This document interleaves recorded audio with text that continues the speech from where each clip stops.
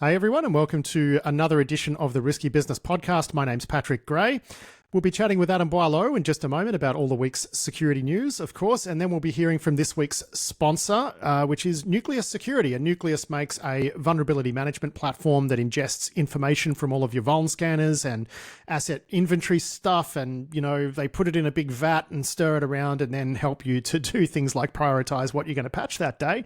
And Aaron Unterberger is this week's sponsor guest from Nucleus, and he's going to be talking about the evolution of vulnerability management programs in enterprises from ad hoc, which is someone gets a Nessus license key and does a bit of scanning, all the way through to, like, you know, properly managed risk-based stuff. That is an interesting interview, and it is coming up after the news, but let's get into it, Adam. And I suppose, you know, the story that everybody's talking about this week, we've even got, you know, heads of state weighing in on this one, which is the arrest of Pavel Durov, the founder of Telegram. He was flying into Paris on a private jet from Azerbaijan, as you do, and he was arrested, and he's being held on, I think the way that it works in France is he's sort of being held as part of this investigation while they weigh charges. But the charges that will be brought against him relate to all of the criminal activity that tends to take place on Telegram. We've referred to that app as the dark web in your pocket on this program before. You know, it's used as ransomware C2. It's used to sell drugs. There's a lot of child sex abuse material that's distributed through Telegram, and it looks like the French authorities have had enough of them not cooperating and have arrested him. He is a French citizen too. He holds French citizenship, by the way. And yeah, here we are. Yeah, I mean, because we've seen, like, Telegram is a funny, like, it's not just a messaging platform. Like, if you haven't used it, it may seem like, oh, it's just a competitor to, say, Signal or WhatsApp, but it's kind of a bit more than that. And we've especially seen in the conflict in Ukraine, kind of how it's used, you know, for all sorts of broad group-based communication things, more like a forum or a, you know, publishing platform, more like a marketplace than just a messenger. And, you know, they've also famously said, like, how few engineers they have, how few staff they have involved in making this platform work. And, you know, it is pretty amazing that, you know, with such a small team, we've heard numbers, what, like 40 or 50 they've said. Yeah. You know, running a platform that is, you know, at that scale in terms of number of users and amount of conversations and things. But, you know, clearly they are not particularly friendly to law enforcement or, you know, content takedowns or other things that, you know, would try and police the content on what is, you know, not just a peer-to-peer messaging platform now.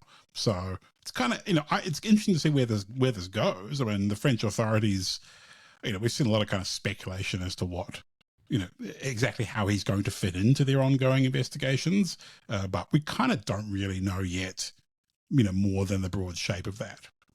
Yeah, I mean, we've had Macron have to come out and deny that these charges were politically motivated. There's been a unhinged reaction from the far right, which Shocking. Is saying that this is about freedom of speech, which, I mean, my joke on Twitter was like, yeah, it's eBay, but for heroin and CSAM, you know, freedom of speech, because it also has a blog, you know. But it is it's an interesting one in so many ways, right? Because normally when we've seen people charged for operating things like, you know, bulletproof hosting, for example, it's because those services didn't have any legitimate uses as well. Whereas Telegram absolutely does. The vast majority of Telegram users are not breaking any laws or engaged in criminal activity. But it seems like his legal troubles are stemming from the fact that there is obviously a lot of criminal activity taking place over Telegram, and they refuse to do anything about it. So, I mean, you know, here we are. This is new ground, though, definitely. Yeah, it certainly is. And, you know, how we deal with mixed use platforms like this, like it is kind of complicated, right? There isn't a straightforward, easy answer. You know, otherwise, we've seen some comparisons with Cloudflare, because of that platform, you know, has a whole bunch of uses, and some of those uses are protecting, you know, platforms with hate speech and cybercrime. Well, beyond and all sorts that, of other... Adam, I mean, they protect a bunch of cyber criminals who do DDoS for hire. They are known to be very lax in tackling CSAM.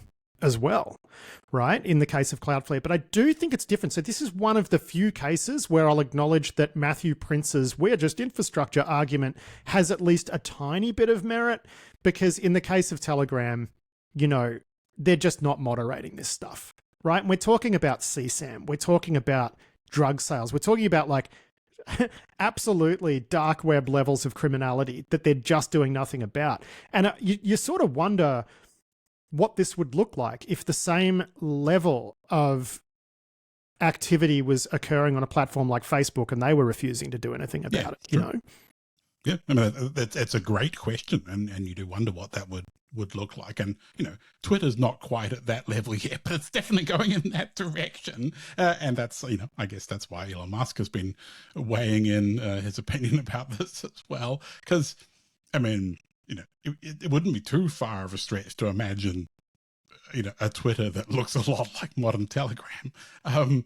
But yeah, I mean, it's a great, like, these are hard issues, right? I don't know what the French are going to do and, you know, where it's going to shake out. And, you know, there is, you know, some of the stuff you see on Telegram is pretty horrific too. So I don't know, right? Maybe it's complicated.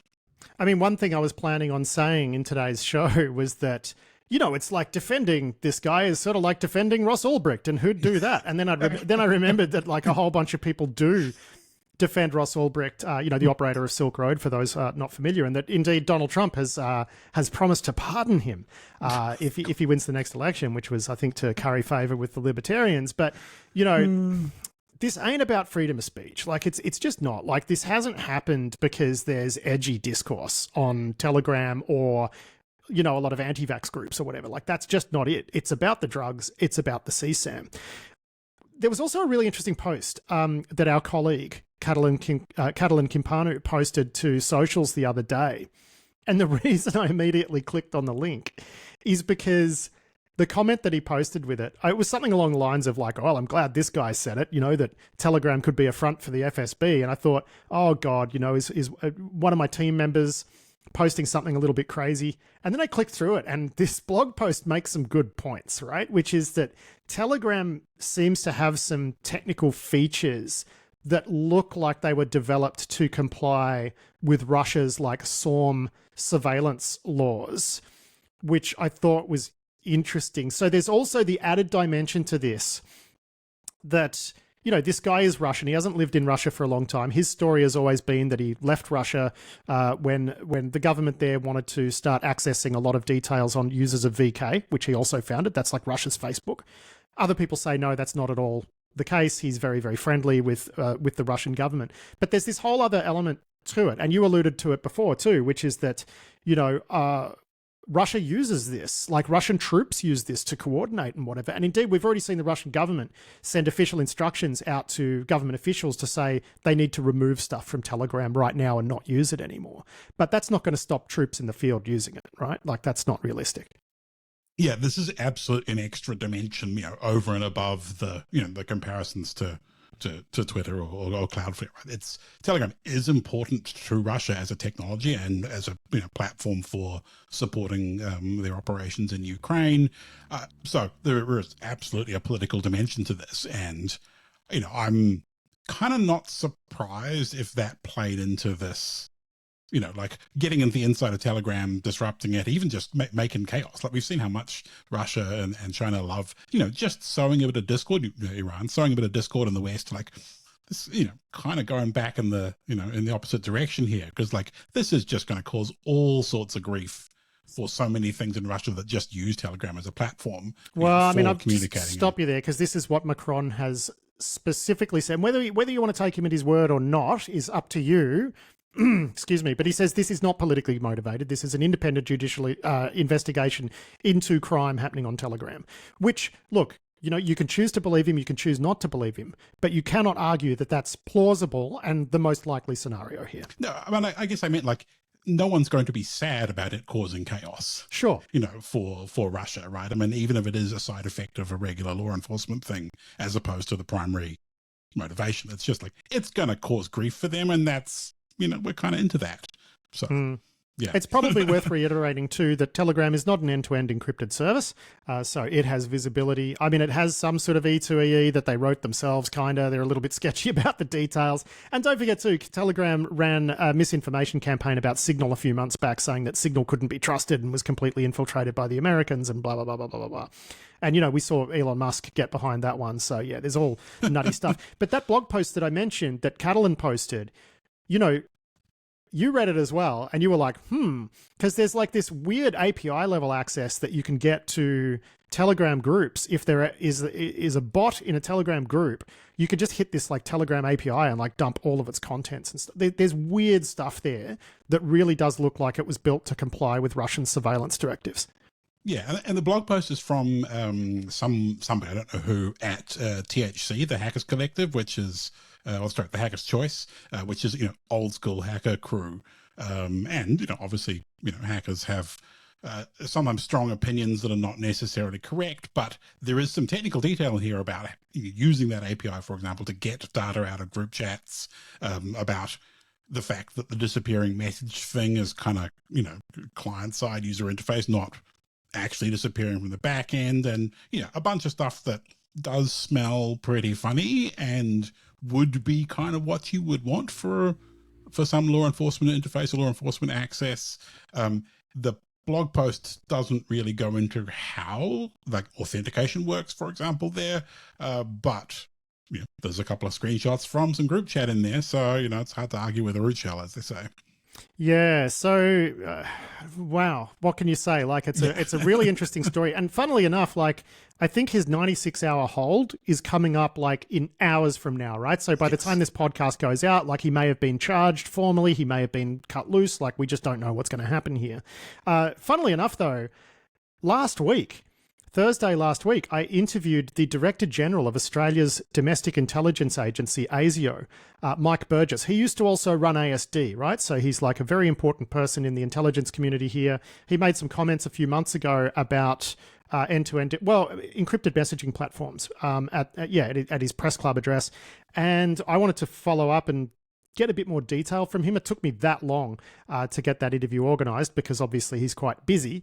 But yeah, I published that interview on Monday, but yeah, recorded it just before this arrest. And I did actually mention Telegram and the fact that the West, countries like Australia have the Assistance and Access Bill, countries like the UK have the Snoopers Charter and the recent amendments to it. And the fact that, we have zero leverage over companies like Signal, over companies like Telegram. Turns out, I guess maybe we do have some leverage. Well, at the very least, France has some leverage over Telegram. So, not sure what Australia and France are like in terms of that relationship. But yeah, like it's just going to be really interesting to see how this shakes out. Because as you said, like he might be cut loose this time tomorrow. Who knows? Yeah. How it's going to play out. But what sort of undertakings would he have to give to do that? Yeah. And will we know?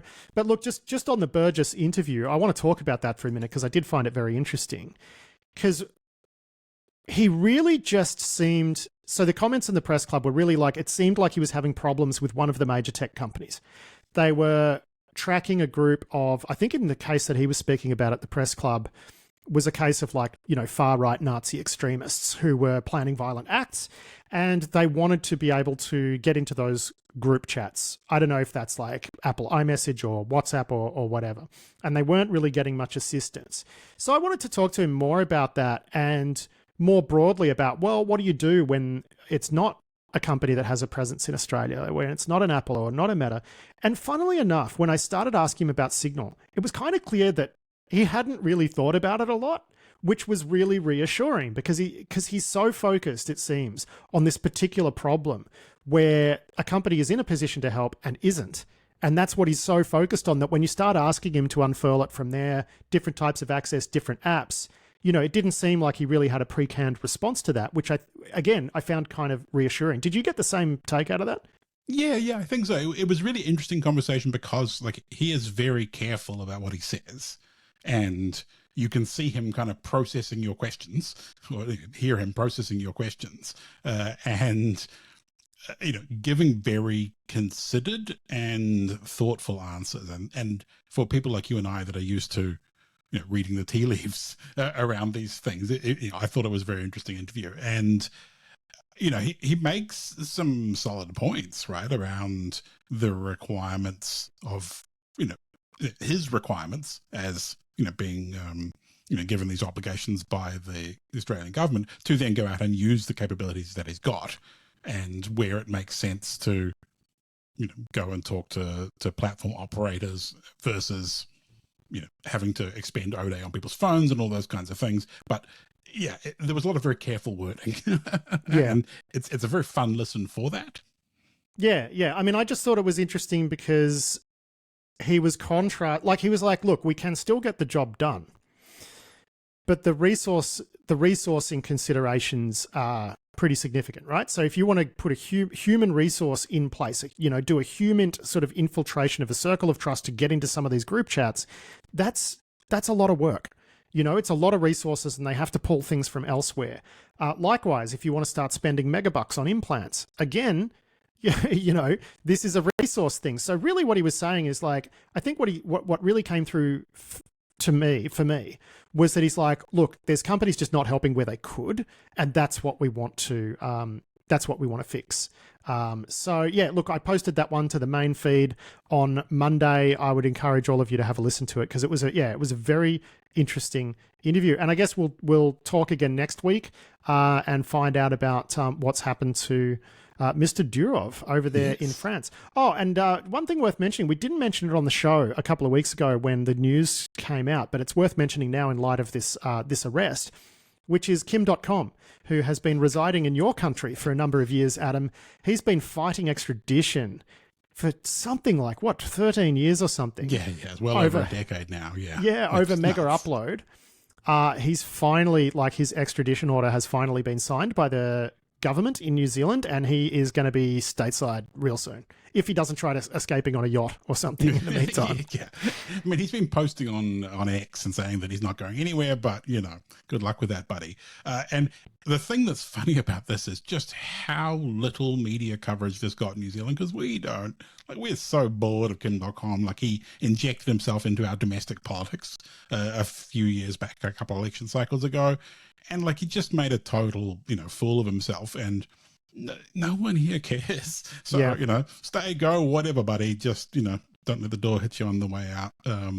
I think people mistake clout among a certain sort of political niche on platforms like Twitter as something that translates to real world power. And it just doesn't. We see it time and time again. So I think, he's off. Funnily enough, I don't see his tweets because he blocked me years ago. He said that when his house was raided, it was like his wife had been, sexually assaulted or something like he made that comparison. And I think my reply was get some perspective. And then the next word started with D and ended in head. And yeah, he blocked me. He blocked me back then. So, snowflake, good work, pretty fragile, good work. Pretty fragile guy. Now let's move on to some more bread and butter InfoSec. We've got a great report up here from Brian Krebs over at Krebs on Security about some zero-day attacks that have been linked to Vault Typhoon. What's the go here? So there is a vendor of software-defined WAN equipment called Versa, which is used in managed service providers and other big networks. There was a bug in one of their network-facing services, I think some load balancing management component, something like that. Some researchers from Lumen spotted an ongoing campaign which they've attributed with moderate confidence to Vault Typhoon, and this was getting code exec on these devices through a file upload, and then they drop the web shell and other Java tooling that could steal credentials. Some quite nice tooling actually. And then Lumen wrote up a blog post about it where they figured out how to spot this campaign from just traffic patterns. So a connection for a short period of time to the high port where this load balancing service runs, followed by a long connection to port 443 as they were establishing C2. And they went back through their data set and matched a number of other places where that pattern had occurred and spotted, some intrusions, which they then, subsequently communicated and attributed. So solid detective work there. The bugs themselves, super boring. It's just like file upload leading to presumably dumping a JSP or a jar file or something into the web root and onwards from there to code exec. It did look in the vendor's advisory like the bug was post-auth. But the vendor is also basically saying, look, you should have all followed our hardening guides. Why didn't you do that? And then he wouldn't have gone home, which is a little bit rude. But yeah, definitely Vault Typhoon, keep them busy. Yeah, I mean, they just continue to go out there and harvest access across all manner of, anywhere where you can get access, where you can, especially if you've got like some ODA and something like this, and you can turn one bug into multiple shells. I mean, they're just doing it, right? They're just out there shell collecting.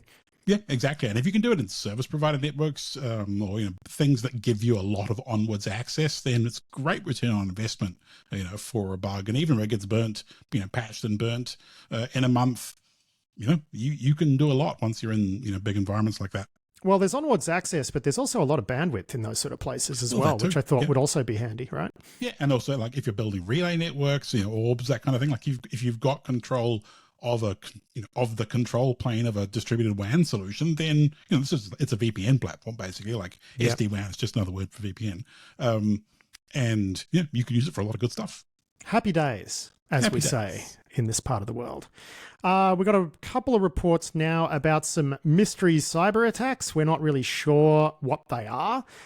There's Halliburton, the American oil field company, has been having some drama, according to this report from Reuters, and also the Seattle airport. Limited disruptions, like its email and Wi-Fi are down and its websites and phones and whatever, but the airport is still functioning.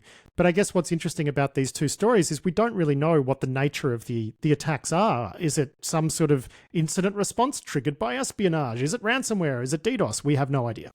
Yeah, we don't really understand, and the fact that the airport's up and running, I guess, is good. I think it's also the same company runs the shipping port in Seattle as well. So yeah, disruptions to big things, but it's kind of interesting that we don't have much detail about. Is it detonated ransomware? Is it something else? Who can say? But Halliburton. I don't know about you, but I think I would feel a little funny wrecking Halliburton, because that's messing with Texas is a bad idea generally, and messing with people who've got they've got Eric Prince on speed dial, right? Yeah, it just seems a little scary to me, but I don't know. Do you want to get blackwatered? This is how you get blackwatered. That's how you, right? Yes, you get blackwatered.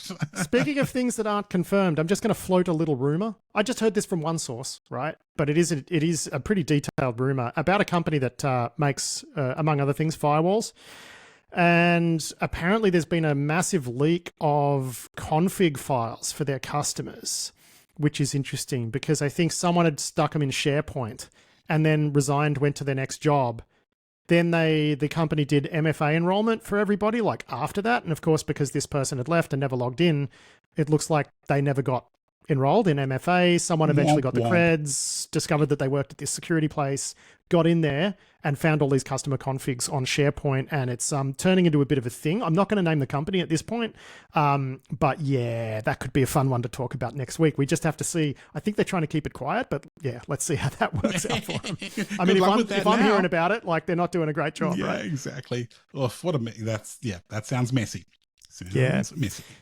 Now, we've got a couple of pieces here from Darina Antonik. In fact, we've got 4 or 5 pieces from her this week. She works at The Record. She's based in Ukraine. She's just done a tremendous job over the last week, so well done, Darina.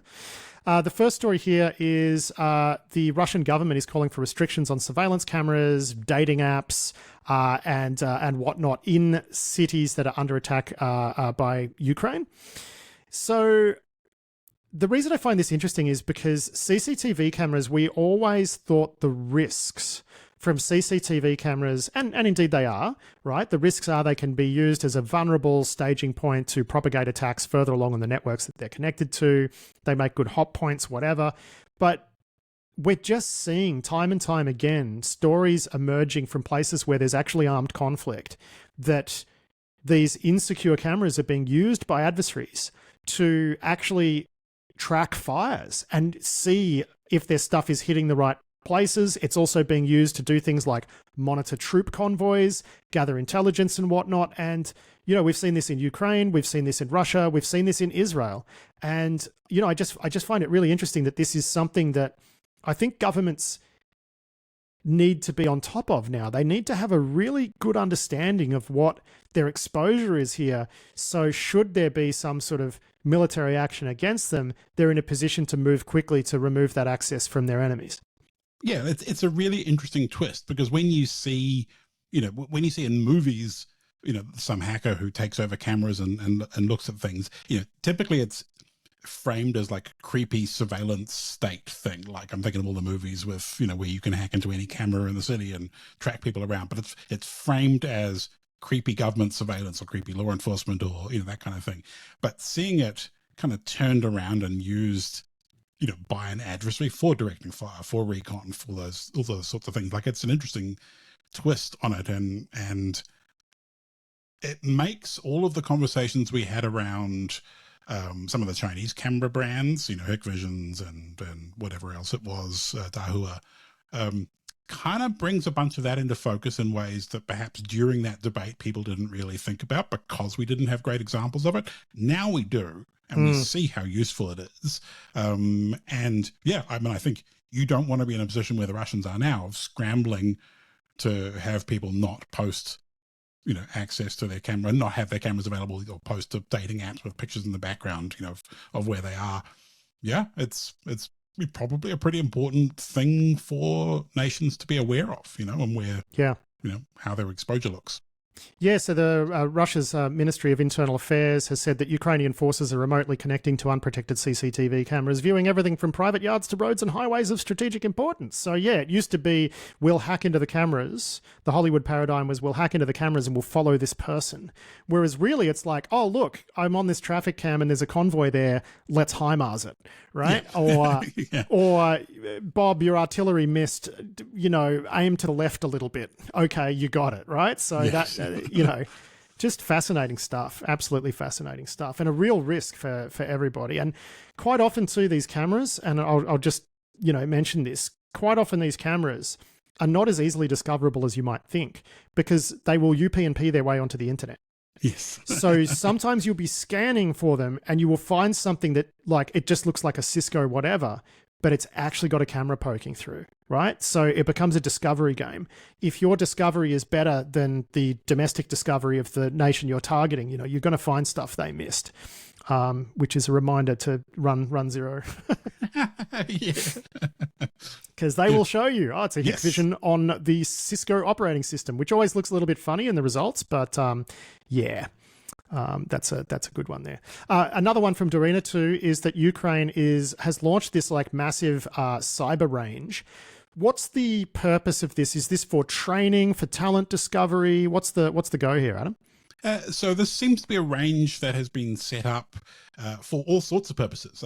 They describe it being used for training, you know, a bunch of vulnerable equipment and a bunch of you know, things that people can get their hands on and play with. Some of it is being used for defensive training, for making, you know, having people experience, you know, that they will replay some Russian intrusions and then have people, you know, throw out the attackers or, you know, respond to their attacks, but also for offensive stuff. And her reporting is a little more vague as to what the offensive training looks like, but it makes sense. If you've got gear, you've got equipment, you've got it set up, you know, you can do both of those things, and it makes sense, in fact, to do both.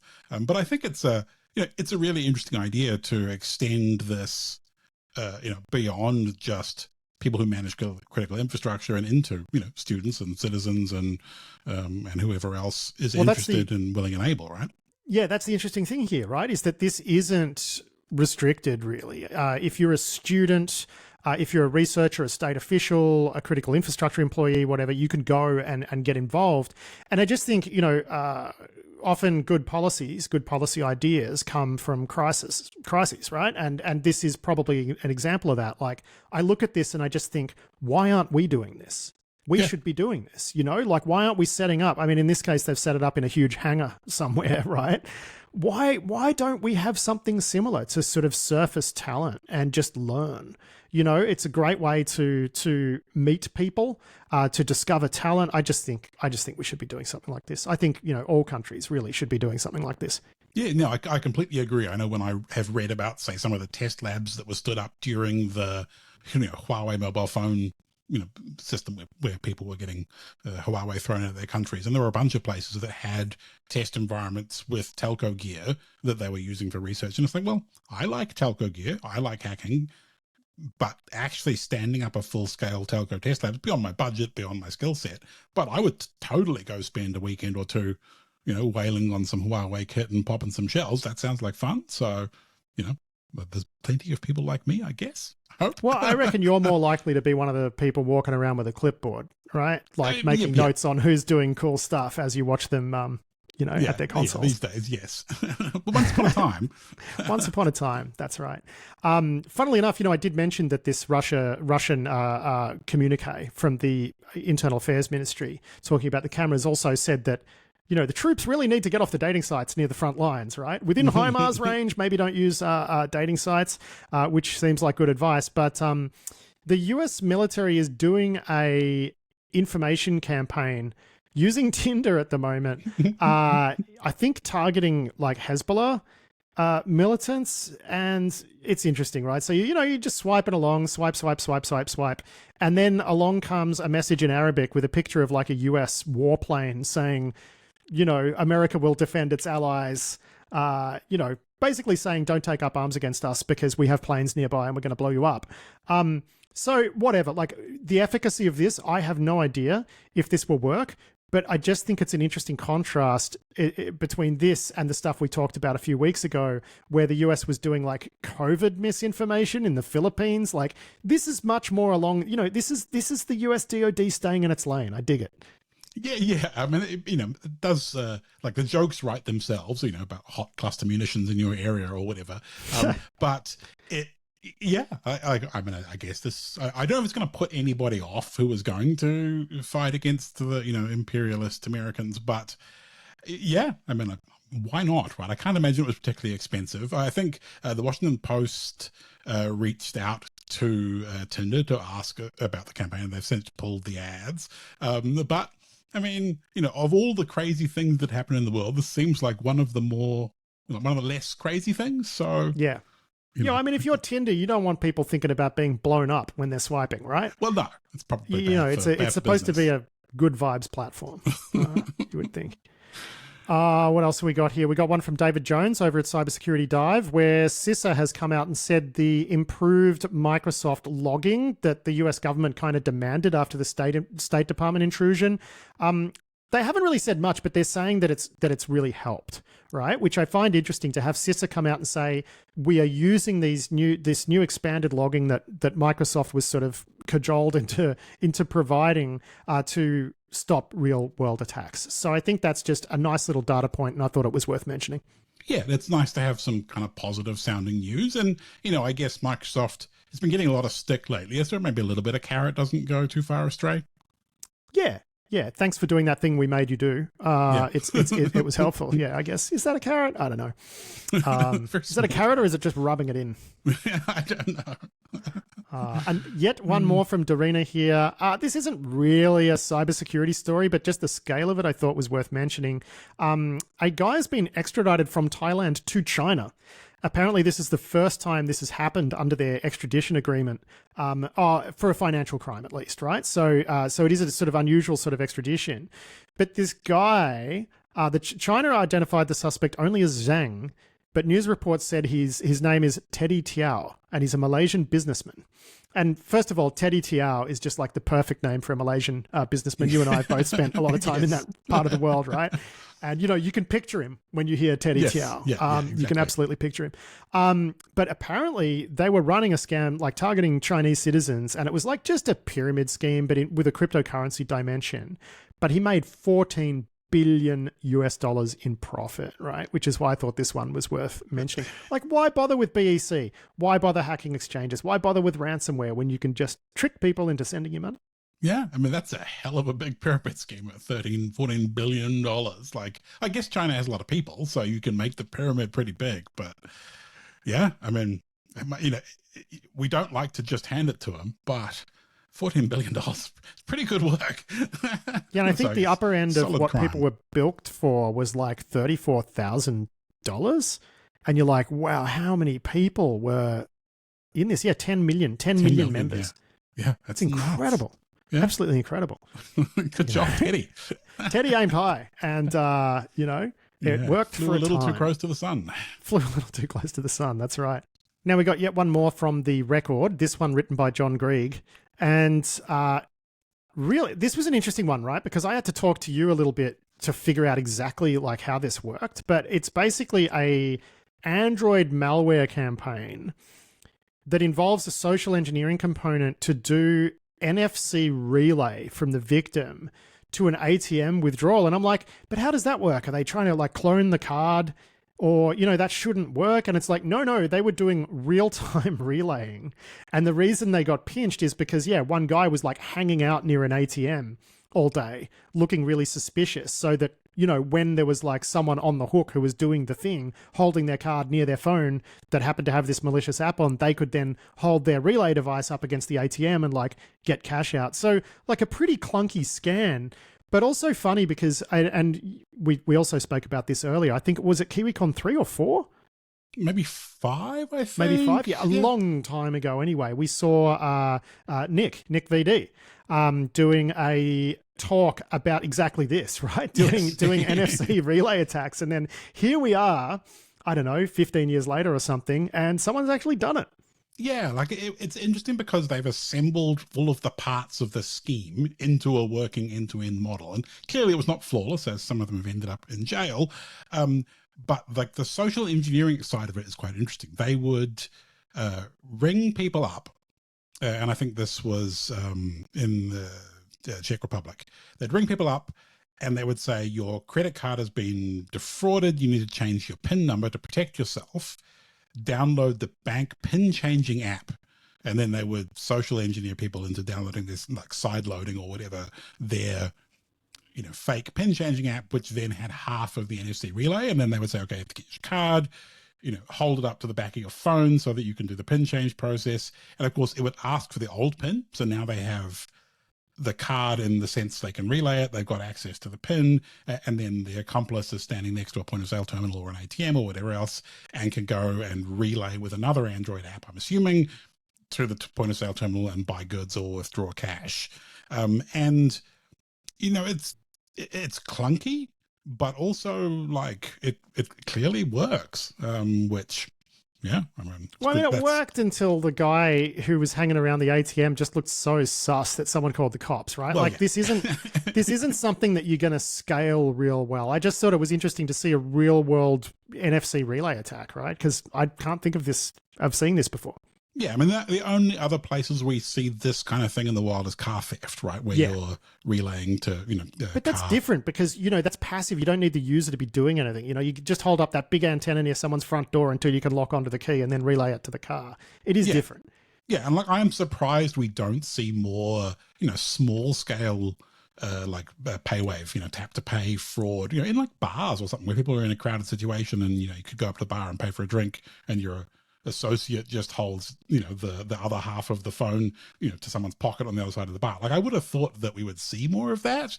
I mean, I think though that there's a few natural defenses in that, which is when you've got an NFC capable card in your wallet, it's typically in there with a bunch of other cards. Well, yeah. You know what I mean? So I think it's just like that sort of, like if you're walking around, with just one card in your pocket and someone knew where it was, but you know, when it's wedged in there with a bunch of other cards, and of course, most people these days, they're using their phones with Apple Pay or whatever Google's equivalent's called, and you need to do like a biometric authorization before that works. So I think we've just sort of managed to stumble through this period of like risk and come out the other side where the only people who are doing this are like, you know, weird dodgy types who hang around shopping mall ATMs, right? Yeah. Waiting for their mate to get someone on the hook.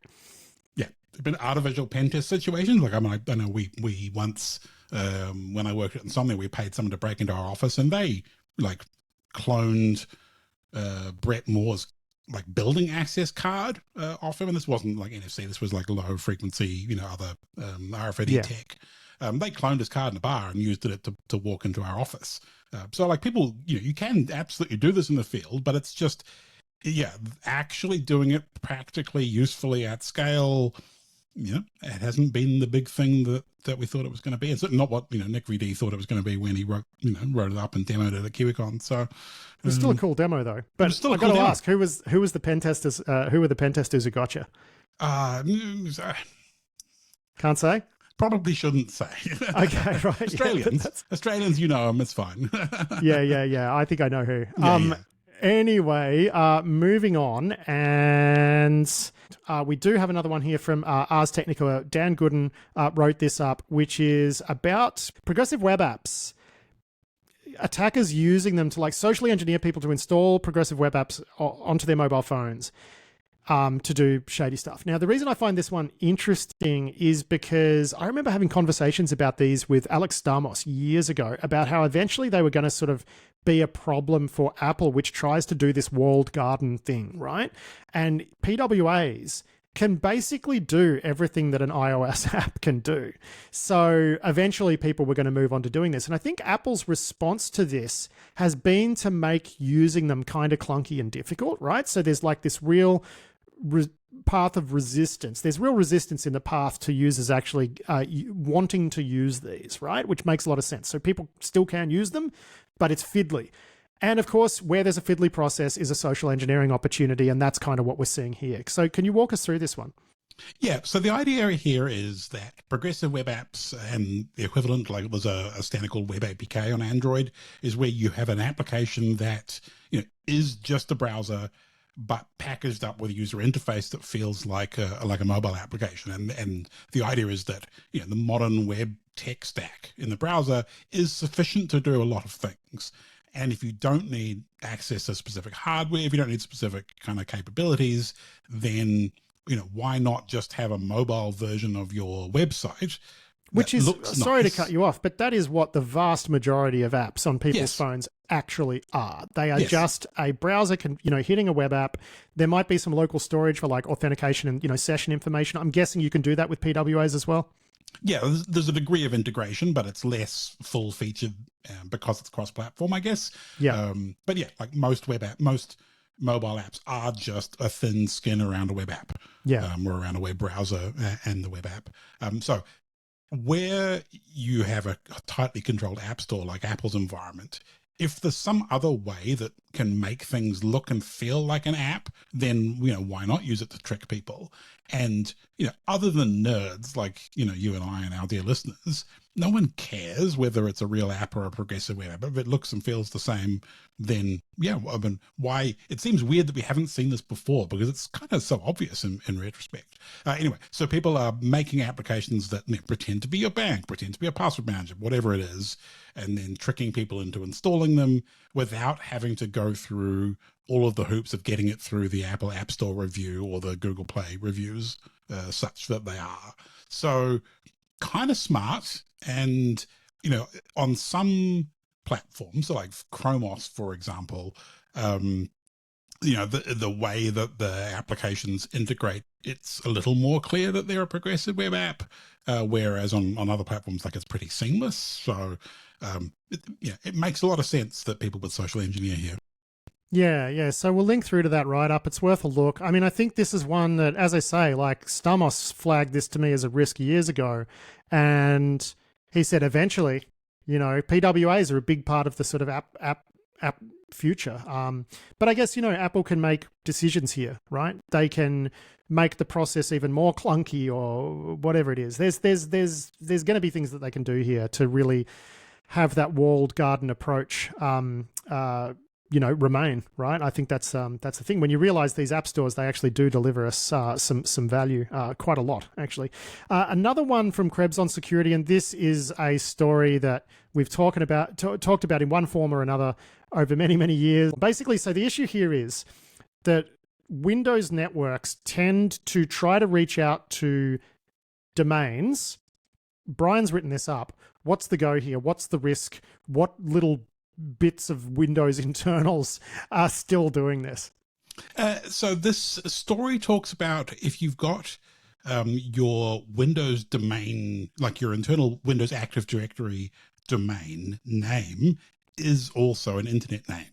So in the old days before the internet, back when Windows Active Directory, like in the NT4 era, when they introduced it, the names of your Active Directory internal Windows domain wasn't really in the same namespace as the internet DNS names. .network was not a TLD. Once upon a time, right? That's right. So there is the strange situation where people have chosen Windows internal domain names that previously were not also internet DNS names, but either now are, because we've registered so many crazy extra top level domains like .ad for Active Directory is also like Andorra.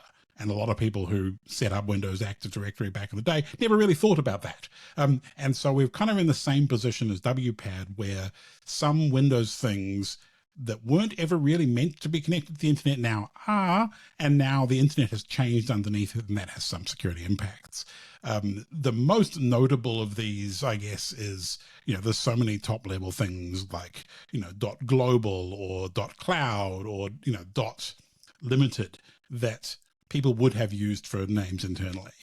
And if you now control one of those domains, you basically start getting connections from people's internal Windows systems. And depending on how those are configured, the impact of that can range from you just get a lot of network traffic, all the way up to you can, apply group policies or, make yourself a proxy or, all sorts of crazy impacts. And actually, we've seen some examples like in my pen test career where we had companies that, had a name that they were using that they just never registered. And so you could go off and buy it. And I know we have one notable example where we did that. And then boy, oh boy, did it go horribly wrong. And it just ended up bricking a whole bunch of stuff or making things, really not work and impacting their production environment, which I'm sure that made for a fun call with the customer, and that your boss, Brett Moore, who we mentioned earlier, I'm sure he was thrilled. Well, the funny thing was that was when it was kind of like when I was in charge of the pen testing team. So that, ended up being on my plate. And boy, oh boy, yeah, that was a fun day at the office. But yeah, we had some other examples where like you could actually do this in the wild to gain control of stuff.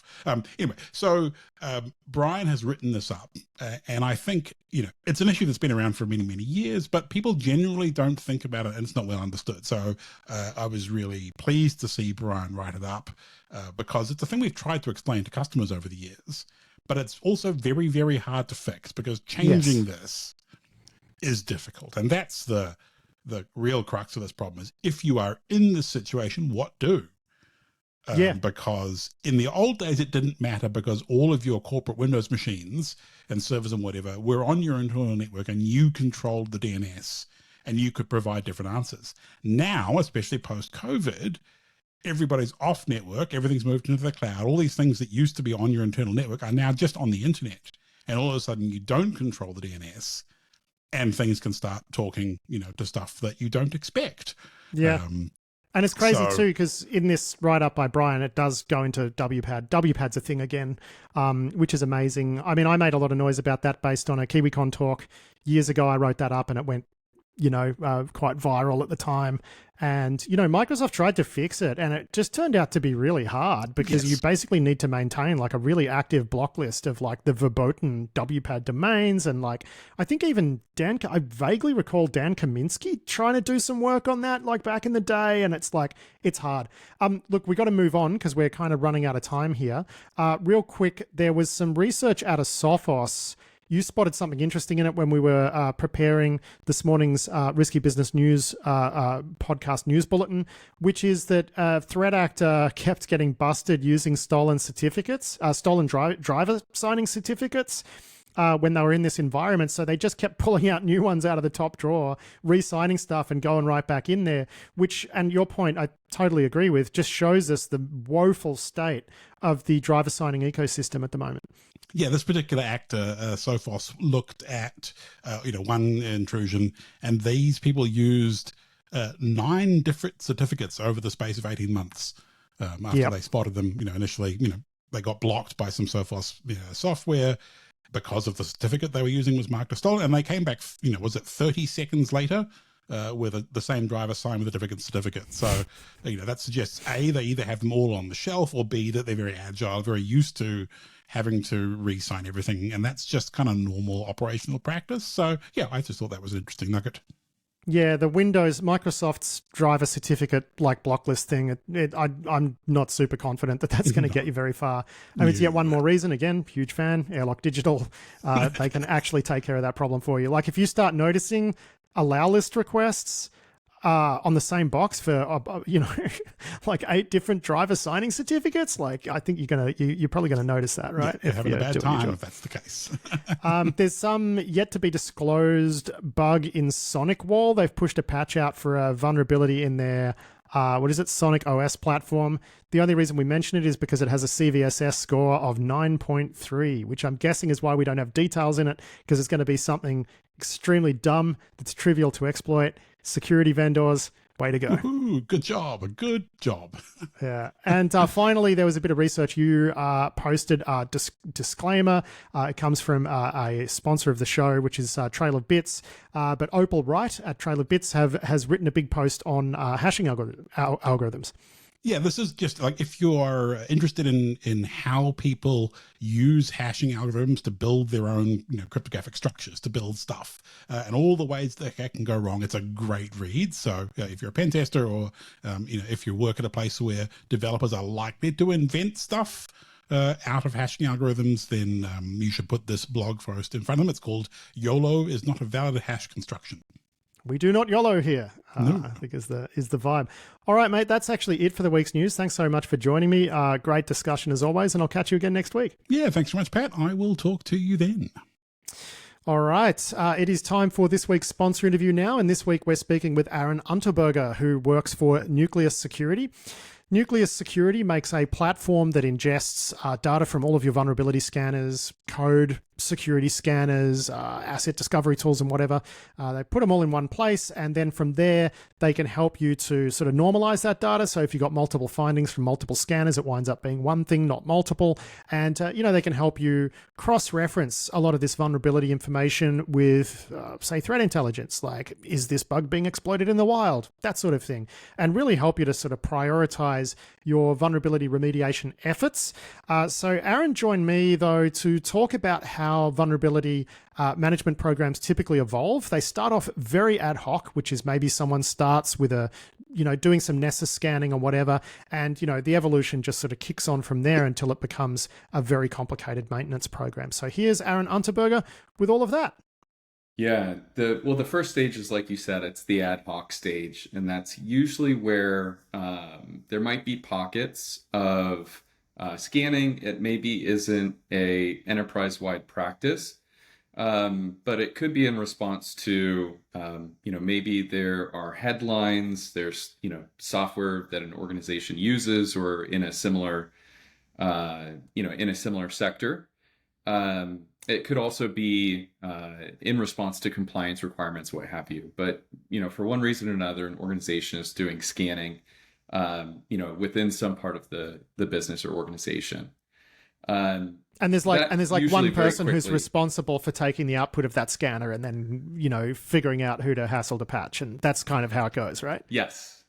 Yeah. Yes. Yeah. And there might not even be awareness of, what's going on, right? Like, oh, we're scanning, and usually that next stage is kind of bringing more deliberate action into scanning. So it's usually consolidating and standardizing, making sure that you have scan coverage, having, strong asset inventory, asset discovery, knowing what you have and making sure that you're scanning it. And it might also start to include, and this is more just because it's a more recent trend, but moving towards shift left and starting to secure your applications before they're deployed into production. And so people starting to use stuff like Sneak and whatever, right? Like, yeah. Sneak or Veracode or check marks or what have you. And basically, trying to catch vulnerabilities earlier, but then also scanning what's running to see, all right, what's making it into production, what have you. And usually making that transition is starting to build out processes around, what visibility do we have into our assets, and how do we know that what we have we're scanning?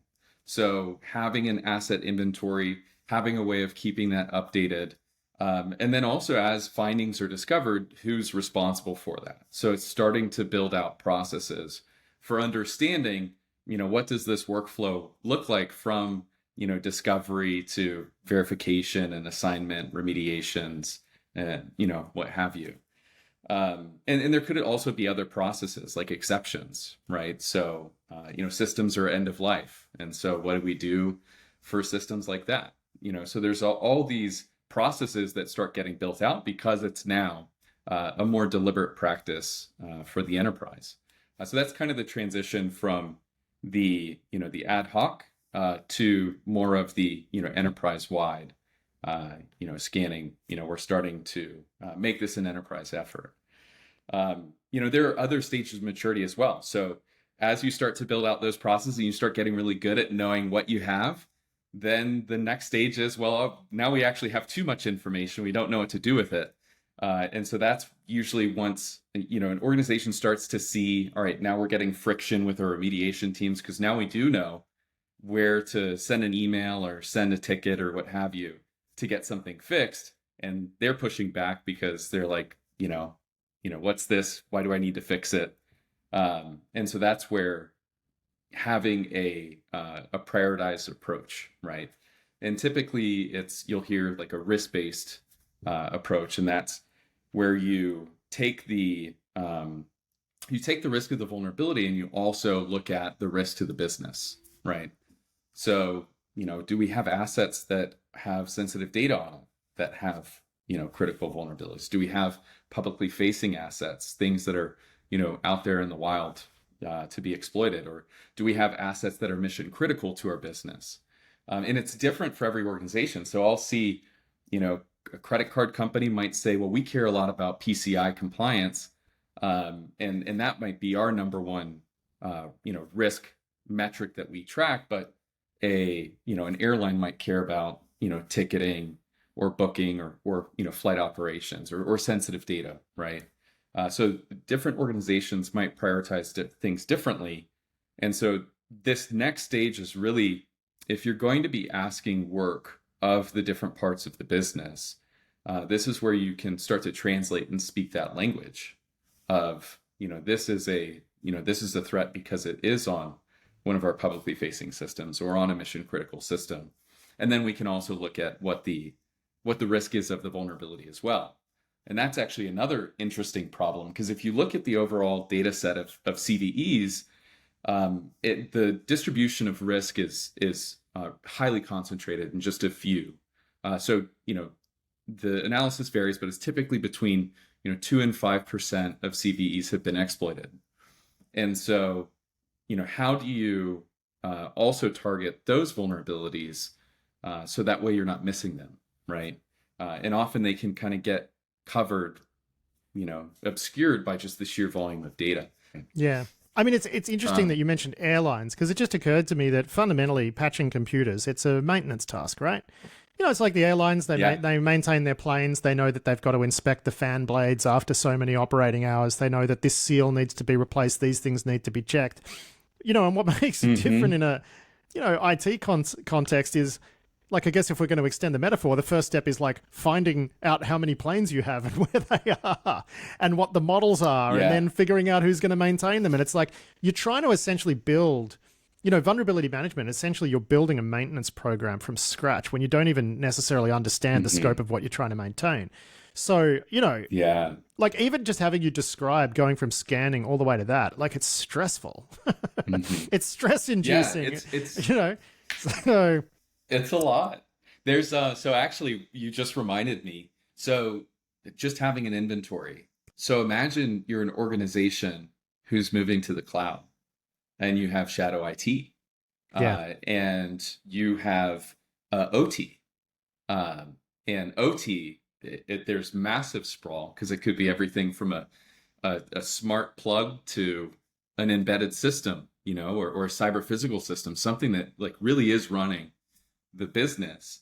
And so having a grasp on inventory is, it's not typically a single solution problem. It has different solutions across different domains. I want to ask you though, like, one of the things we're going to talk about, we talked about like the evolution of a program, how it goes from someone firing up Nessus for the first time to all of a sudden, defined roles and responsibilities for various assets that you've discovered with other platforms. And, then you're doing prioritization and whatever. So what are the biggest pain points along that journey, right? From being, I've just used Nessus for the first time to now I've got an all singing, all dancing, risk-based understanding and complete context of, all of my systems and where they fit in. What are the biggest speed bumps along that journey, and how do people get over them? Because there's got to be a few that come to mind. Yeah. Oh, absolutely. So there's going to be pain points and challenges that are specific from stage to stage, because they introduce new processes and new problems. And then there's also kind of common themes that I'll see. And this is really, I think, why we got into the space of unifying vulnerability data, is because at all stages, when that data is kept separate, then whether your process is, hey, we're scanning and we're sending an email out to IT so that way they know what to fix, or if you're all the way at scale and automation, right? You're at the most mature stage. If the data is scattered, it's more difficult to progress between stages, and it also introduces more manual effort throughout. So regardless of what stage, if the data isn't unified, then that's going to be one of the greatest challenges to maintaining and maturing the program.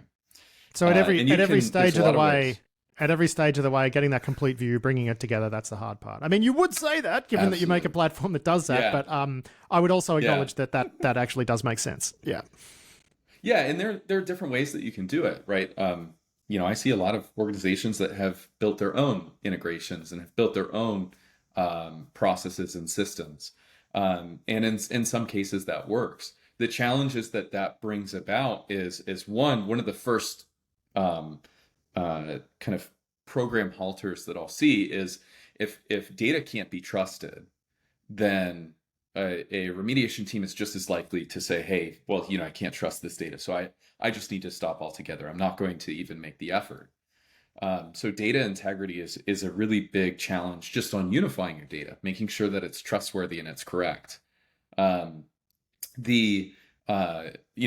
Also just maintaining a changing landscape, keeping loosely coupled, right? Those are other smaller challenges. But once you've created a unified data set, then it's much easier to change between phases, but you still are going to encounter challenges. So let's say, you're going from, you're scanning, but now you need to start layering and prioritizing. And so, where are you going to look for prioritization or vulnerability intelligence?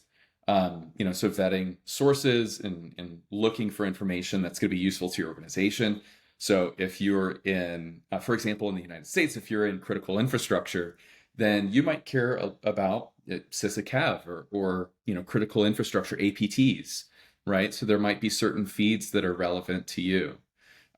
You might also want to have information that helps understand exploit likelihood, because that's one of the the big challenges with CVSS base scoring is how do we start to layer in what's happening historically as well as what might happen in the future.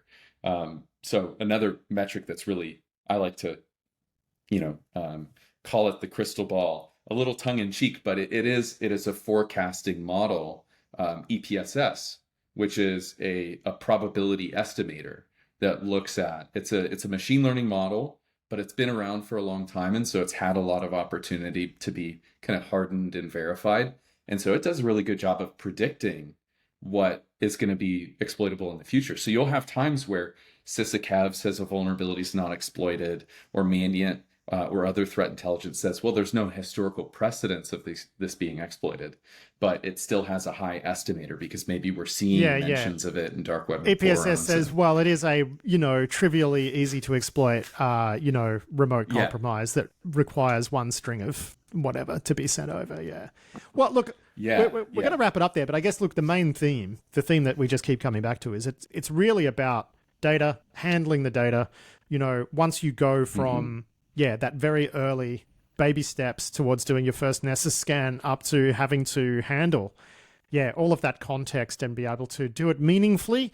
Great stuff. Aaron Unterberger, thank you so much for joining me for this conversation all about, the various stages of maturity and vulnerability management programs. It's a lot.